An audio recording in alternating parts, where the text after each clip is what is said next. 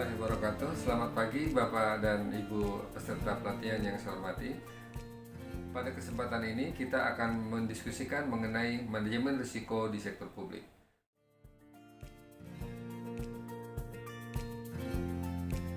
Sebelumnya, apa sih yang dimaksud dengan risiko?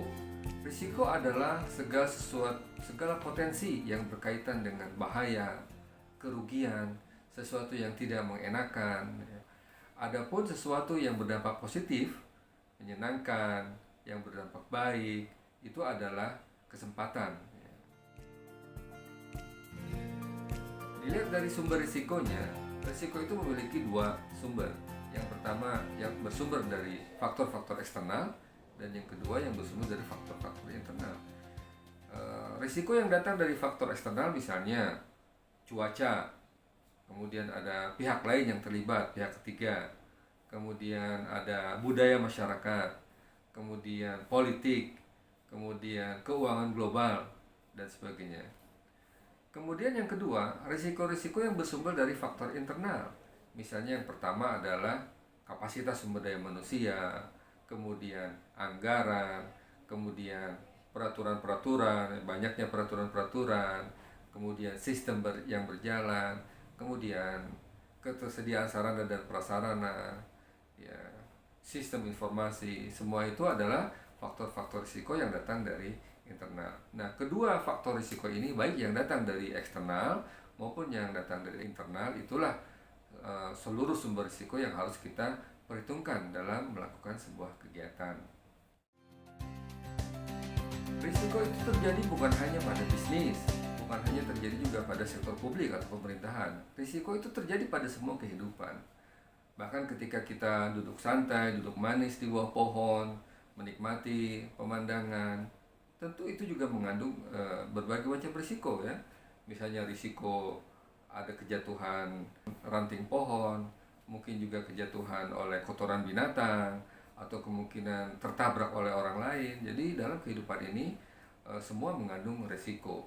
Jadi dalam kehidupan ini tidak mungkin kita menghilangkan risiko. Yang dapat kita lakukan hanyalah bagaimana mengelola risiko itu agar risiko itu menjadi minimal atau meminimalisir risiko.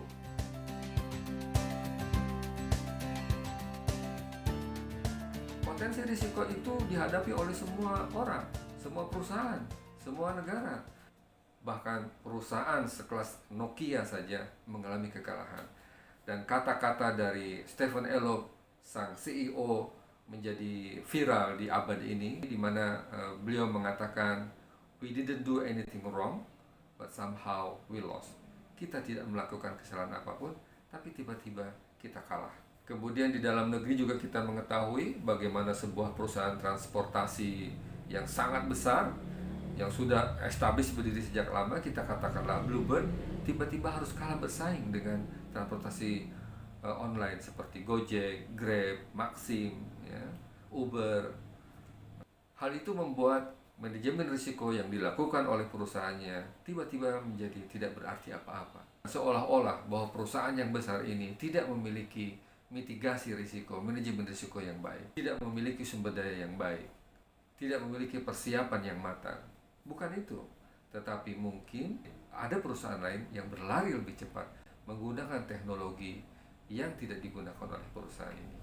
Belum lagi mengenai perkembangan e-commerce dan bisnis online shop, itu juga akan bersaingan atau bersinggungan dengan bisnis tradisional dan retail yang selama ini berjalan.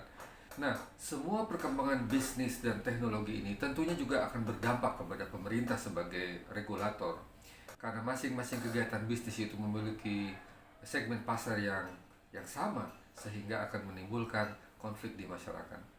Dengan demikian, maka eskalasi risiko dalam pelayanan publik ini untuk pemerintah menjadi lebih tinggi. Artinya apa?